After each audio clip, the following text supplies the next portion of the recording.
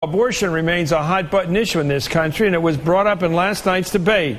Watch this exchange between Barack Obama and John McCain.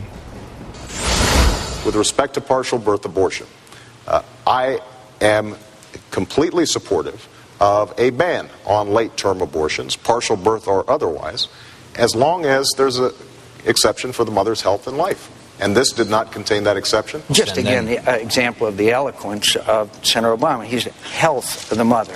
You know, that's been stretched by the pro-abortion movement in America to mean almost anything.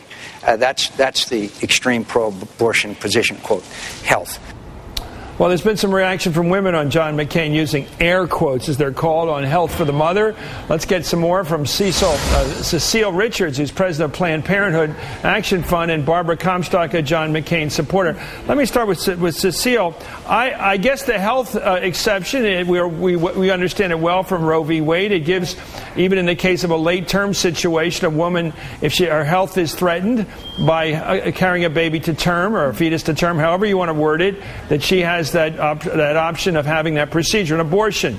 John McCain said that's overused, that term. He made fun of the term health. What do you make of that? Well, I think it was an incredibly telling moment. What he was talking about is what is the law of the land under the Supreme Court, as you say. I think it showed a complete lack of regard for women's health, for mothers' health, and it really followed on his entire career in Congress. In 26 years in Congress, he's voted against women's health 125 times, including very basic issues like affordable birth control, support for family planning, and even when he was asked by a reporter, couldn't say whether or not he supported insurance coverage for birth control, even though he'd voted against it twice. I think this really was simply in keeping with John McCain's record as being very out of touch on women's health issues. Barbara, what do you make of his use of those quotes in the air by saying the health of the mother in terms of the exception where you are permitted to have the procedure or abortion late term?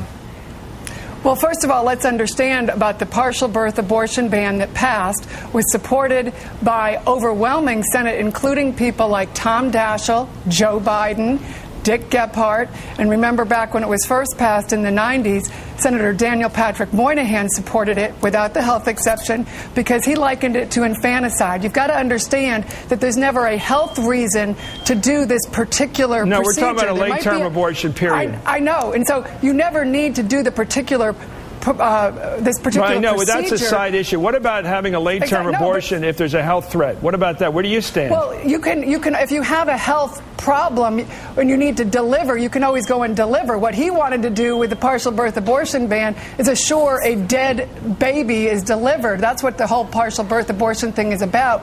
And I would quote to you from Warren Hearn. But why do you keep talking about partial birth abortion? I want to ask you about a late-term abortion, which is permitted under Roe v. Wade. No, it's permitted under Roe v. Wade if there's a danger to the health of the mother. No, if there's a danger to a health to the mother, you go in and you have a procedure. You are not guaranteed a dead baby when you deliver in an early procedure. Chris, if you're 9 months pregnant and you have to go in early before you've gone into labor, they deliver a baby. They don't go in and execute and I don't want to describe the gruesome partial birth. I understand Roe v. Wade. Correct me if I'm wrong. I want to start with Cecile and I want to go back to Barbara. I want to make a very simple statement. There's a health of the mother exception that permits an abortion in late term. Partial birth abortion. I'm not even talking about partial birth. Stop bringing up that issue. Let's please talk about the right of a woman under Roe v. Wade to a late-term abortion when there's a health situation. Please explain, Cecile. Well, there is a protection for women's health and life, and that's been under the Supreme Court. It's been the law of the land for decades now, and that's what I think Senator McCain was questioning. But I think the real point, I thought Senator Obama made this point very well last night. The American people, this is a divisive issue. It's a very personal, private issue. And what really the American people want to see is a focus on getting to the root of the problem in this country, which is we have the highest unintended pregnancy rate and teen pregnancy rate in the Western industrialized world. There's so much we can do to come together to support affordable family planning, to support information for young people, to support insurance coverage for birth control. Those are the kinds of things that could reduce unintended pregnancy and the need for abortion. John McCain has opposed every single one of them his entire career, and that really, to me, is the issue. Barbara, I'm just going to ask you, do you think that the court should get rid of the health exception in Roe v. Wade? The court, listen, I think Roe versus Wade should be overturned and the states should decide it. But Barack Obama thinks that we should overturn all of the state laws we have right now that allow, that he's for federal funding of abortion, taxpayer funding of abortion. He was against that Born Alive Act. He has the most extreme position. He wanted to let, if a baby's born alive, he said, and I quote, if this is a child, the baby born alive, well, then it's an anti-abortion statute, so he has to be against it. That is a radically extreme position that most other Democrats don't support. But Cecile in Planned Parenthood, he's bought and paid for with them. He has said he wants to pass the Freedom of Choice Act, one of his first bills he wants to sign, which would allow for everyone to get a paid-for abortion. It would overturn all those statutes that ban funding.